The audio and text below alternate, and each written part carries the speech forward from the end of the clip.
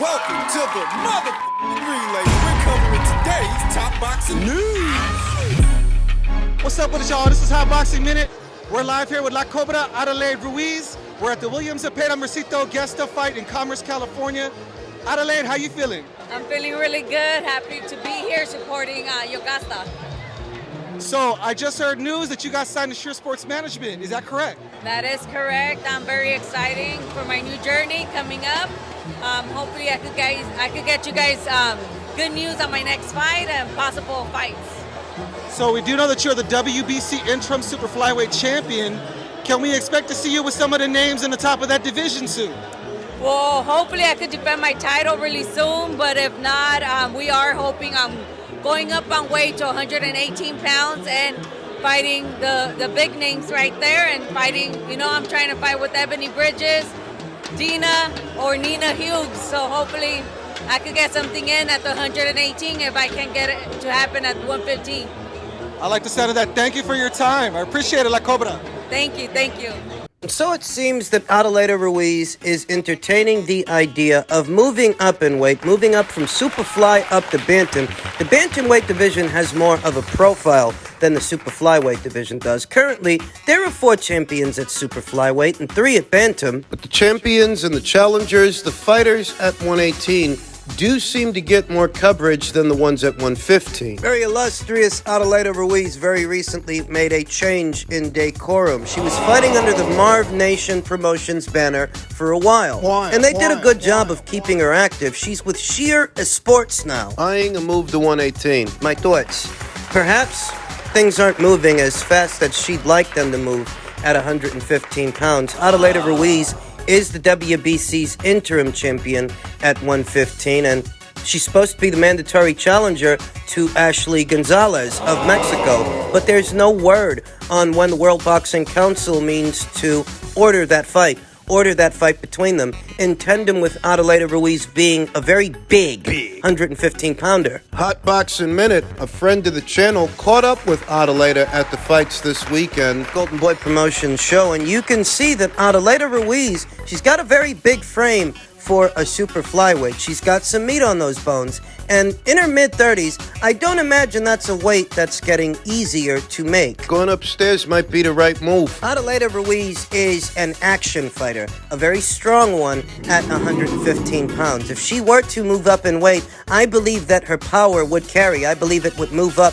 with her. She's got a big frame. Big punch. Targeting the likes of Ebony Bridges, Nina Hughes, Dina Thorslund. The women's bantamweight division would become that much deeper if and when Adelaide Ruiz decides to move up. Sporting a professional record of 14 wins with no losses, 1 draw, 8 knockouts. Having kept a good and steady schedule of activity the last 2.5 years. She fought 2 times in 2021, 2 times last year, and she's already seen action 2 times this year. Back in June, scoring an 8th round knockout of former IBF champion Maria Cecilia Roman. As stated, Adelaide is a very, very strong puncher. Would be a welcome addition to the women's bantamweight division. She's 34 years old. Not the oldest, but certainly not the youngest. I don't imagine at that age boiling down to 115 pounds is getting easier. Pursuit of a world title fight. The world champions at 115, they ain't got the same profile, don't get the same coverage that the fighters and the champions at 118 do. That pocket anywhere in between 118 all the way up to 147. There's a lot happening in between 118, 122, 126, 130, 135, 140, and 147. DAZN has most of the major players at those weights. Most of the major players at 118. 2 of the 3 champions are matchroom fighters. Ebony and Nina. 2 fighters, 2 champions with more of a profile than anybody at 115 pounds, so I see the logic, I understand it. Perhaps upon moving up, Adelaide could secure a cushy spot in the World Boxing Council's ranked standings at 118 because she's WBC interim champion at 115. So if she did, that would set her on a path for Dina Thorslund and not them. Dina Thorslund, who isn't with a major promotional outfit. We'll see what shakes out. We'll see what happens, but it does appear that Adelaide is on the eve of moving up in weight to a more high-profile weight class than super flyweight. some recent insights into the now defunct David Benavidez versus Jaime Munguia fight. David Benavidez said, "We were ready," and he and his team backed out. We know that a few weeks ago, David rejected the idea of facing his PBC stablemate, David Morrell. And that he would prefer to face Jaime Munguia. "We were trying to get a fight with Munguia," Benavidez said to a group of reporters recently. "We were already ready to finalize a fight with Munguia, and then, at the last minute, he and his team backed out." For the most part, Benavidez kept his thoughts to himself when asked to elaborate on what exactly went wrong. Munguia has grown sick and tired of onlookers lambasting him for his tenuous resume. He did receive a bit of credit for his last outing, but his close decision victory over Sergey Derevyanchenko left some feeling that he was given a gift. It was an argument. That was a close fight and a hard fight for Jaime Munguia, a fight where he was hurt several times throughout the course of it. Today's Sergey Derevyanchenko, a weathered fighter. Having lost to Daniel Jacobs and Gennady Golovkin and Jermall Charlo and Carlos Adames more recently, he was still able to give Jaime Munguia a hard fight. He was still able to give him all he could handle. Ultimately, Benavidez isn't losing any sleep over what took place. Simply put, just because they aren't getting it on in the immediate future, that doesn't mean it won't happen a bit later. It would have been a cross-promotional fight. We would have fought on Showtime. It was very close to happening. It can happen. I just think they aren't ready at this time. It might be an option for the future. when you think about how Jaime looked with Sergey and how they were charting a course for a David Benavidez fight, based on how he looked with Sergey, it wouldn't be wise to take on David. You know, what made Sergey such a difficult fight for Jaime Munguia, who had a noticeable height advantage and a reach advantage, is that Sergey Derevyanchenko is a close quarters fighter and a combination puncher who throws more fluid and tight and compact combinations than Jaime does. All the holes in Jaime's game and his wide punches, his lack of defense. It was on display. And that if a shorter, stumpier fighter in Sergey Derevyanchenko, who used to campaign as a middleweight, if he can give you a fight like that, what kind of fight would David Benavidez give you? It's not hard to see why they got cold feet. It's not. It's not hard to see why they pulled out. If today's version of Sergey Derevyanchenko was able to give you a hard fight, what kind of fight would David give you? I'm not even high on David Benavidez's boxing, you understand. I'm not high on that fighter, but that's saying there are enough holes in Jaime Munguia's game Flaws. that David might be able to beat him, that David might be favored to stop him, and based on that, that's likely why they pulled out. Seems like when they did, they started targeting a fight with Puerto Rico's own unbeaten up-and-comer, Edgar Berlanga. Seems like after things fell apart with David Benavidez, they were exploring the option of facing Edgar Berlanga, who's right there on the DAZN side of things, the same as Jaime.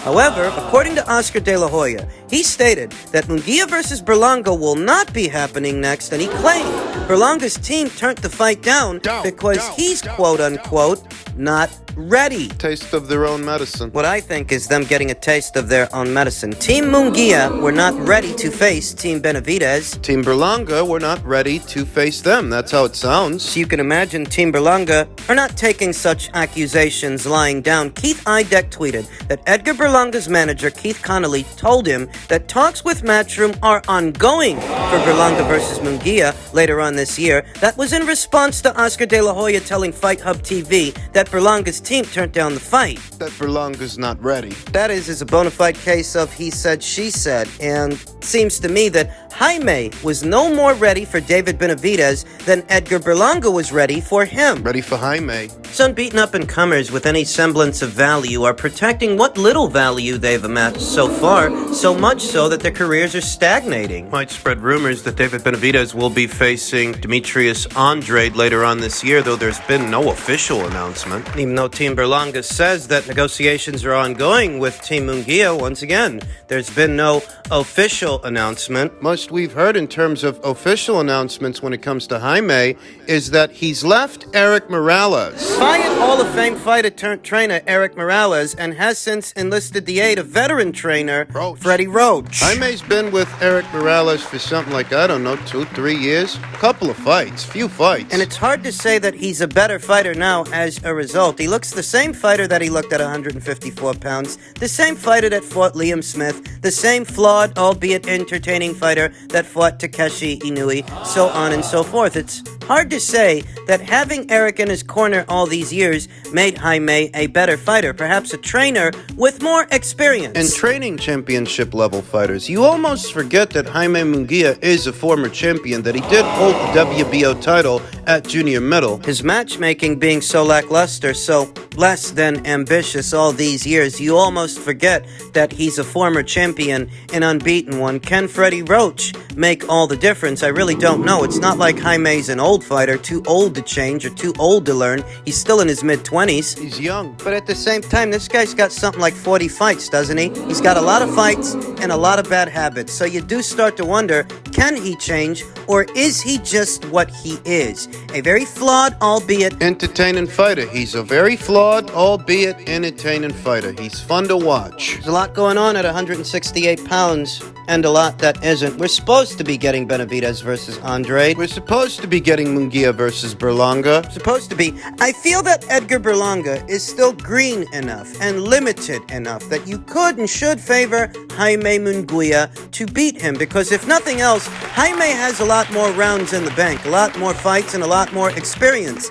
under the hot lights than Edgar does. His quality of competition, if you can believe this, is actually better than Edgar's. There's one or two decent fighters in there. More decent, at least, than anyone that Edgar has fought, when you consider that Jaime has shared the ring with the likes of Liam Smith, a former champion, Gabriel Rosado, a solid gatekeeper, Sergey Derevyanchenko. another solid gatekeeper. Jaime is often lambasted for his less than ambitious matchmaking, but the matchmaking in association with Edgar is even less ambitious than Jaime's. Slight H to Jaime if they make the fight, but Are they gonna make the fight? Keith Connolly says they're still working on it. So, let's see if they do. Let's see if they make it. Elsewhere in the men's super middleweight division, Jermell Charlo says he'll be better pound for pound than Terence Crawford if he beats Canelo Alvarez. And that fight is right around the corner at the end of this month. Can Jermell Charlo do it? Can he pull it off? What happens if he does? Jermell Charlo believes that a potential win against Canelo Alvarez on September 30th will carry more weight on boxing's pound-for-pound list than Terence Crawford's recent victory over Errol Spence Jr. Yeah, for sure.